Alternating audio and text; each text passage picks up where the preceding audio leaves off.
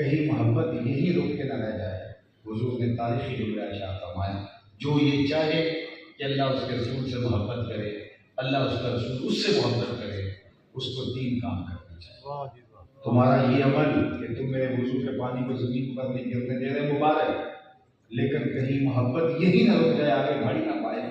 فرمایا کہ اس کو 3 کام کرنے چاہیے جو اللہ اس کے رسول سے محبت کرتا ہے اور یہ چاہتا ہے کہ اللہ اس کا رسول مجھ سے بھی محبت کرے، اس کو 3 کام کرنے چاہیے۔ سب سے پہلا کام آقا کریم نے فرمایا، جب بولے سچ بولے، اس کی زبان پہ جھوٹ نہیں آنا چاہیے۔ دوسری بات ارشاد فرمائی، جب اس کے پاس امانت رکھی جائے تو خیانت نہ کرے۔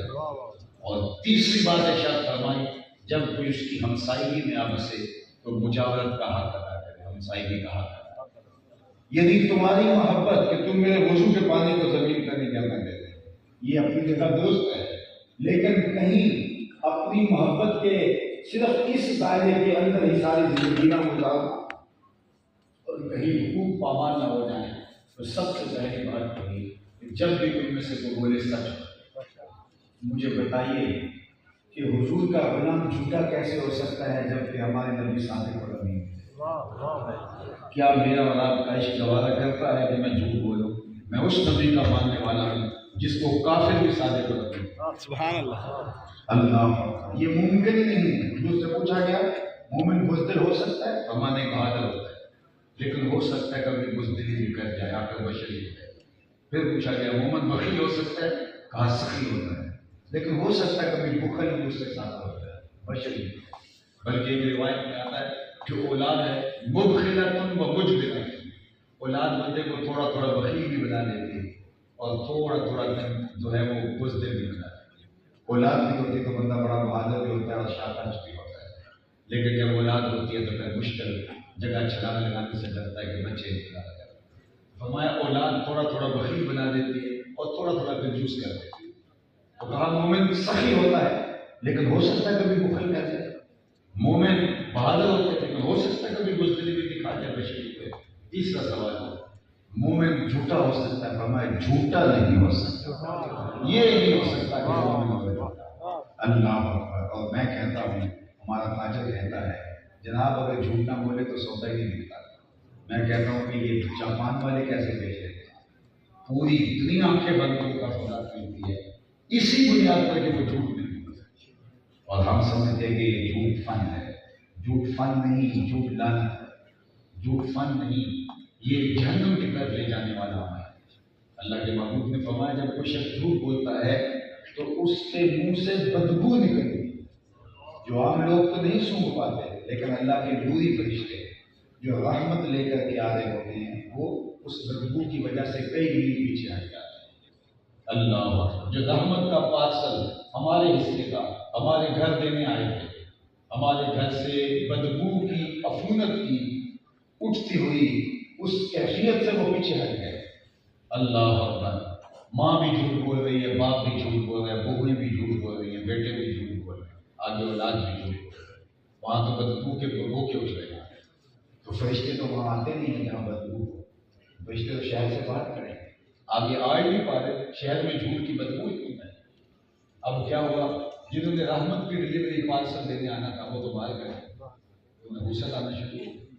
جب نحوست آئی تو ہم نے یہ سوچا نا نحوست ہے اس وجہ سے بڑھ کر دی، ہم نے سمجھا کسی نے تعویذ کر دی، کسی نے جادو کر دیا۔ اب بھاگی عاملوں کے پاس، وہ تو ٹھیا لگا کسی کام کے لیے، اس نے کہا بچ گیا ہے، پہلے سے آ گیا، ورنہ سب کچھ لوٹ جانا تھا، وہ تعویذ چل جانے میرا کچھ نہیں بچنا تھا۔ اب اتنے مگر آنا پڑے گا، اتنے بدھ آنا پڑے گا، اتنے دوال آنا پڑے گا، اور پھر در بدر ہی کی ٹھوکریں کھانی پڑے گی۔ آپ اخبارات میں پڑھتے ہیں ایسے ایسے جو ہے وہ بدبخت عامل بھی ہیں جو عزتوں کے لٹیرے ہوئے ہوتے ہیں، اور خواتین عزتیں پامال کروا رہے تھے مانا جا رہے تھے۔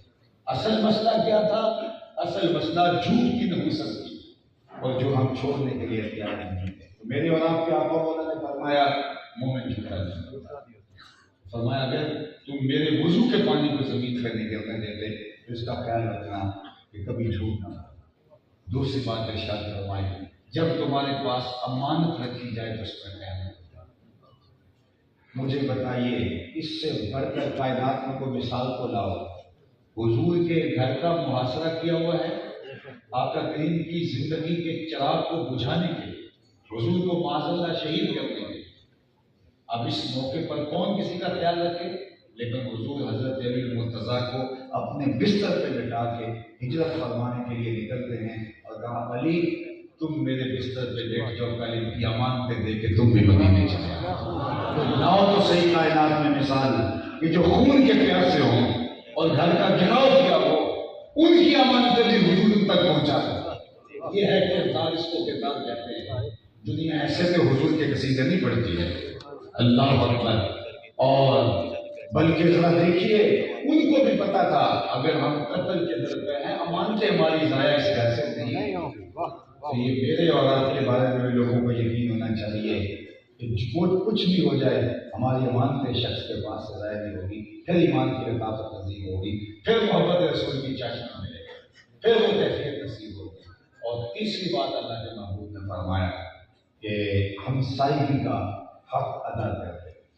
اللہ کے محبوب فرماتے ہیں صلی اللہ علیہ وآلہ وسلم کہ جبریل امین نے مجھے ہمسایوں کے بارے میں اس قدر تاکیدات کی کہ مجھے لگا کہیں وراثت میں حقدار نہ ٹھہرا دیا اور ہماری لڑائی ہمسایوں سے ہے۔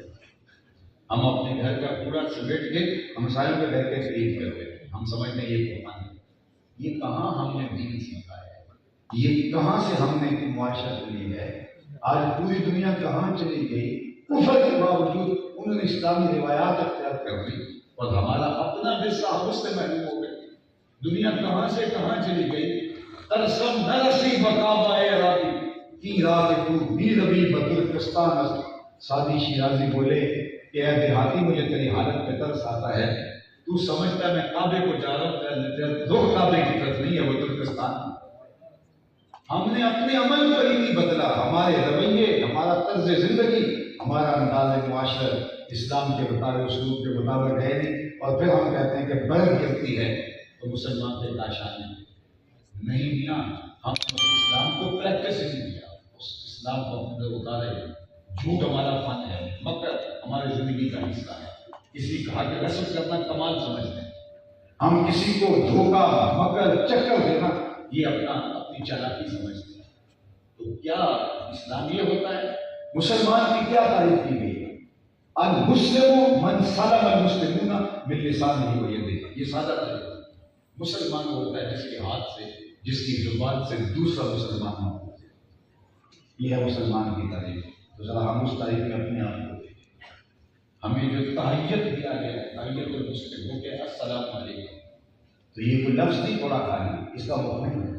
جب ہم کسی کو کہتے ہیں السلام علیکم تو اس کو ضمانت دیتے ہیں کہ میرے بھائی میری جانب سے تیرا مال، تیری آبرو، تیری عزت میری جانب سے محفوظ ہے، میں تجھے سلامتی کی ضمانت دیتا ہوں۔ السلام علیکم، میری طرف سے تو بے فکر ہو جا، میری طرف سے تجھے کوئی نظر نہیں ہو سکتا۔ اور وہ آگے سے کہتا ہے وعلیکم السلام، اگر تو میرے بارے میں اس بات رکھتا ہے تو آج کے بعد یہ طے ہوا کہ تیری عزت، تیری آبرو، تیرا مال میری طرف سے محفوظ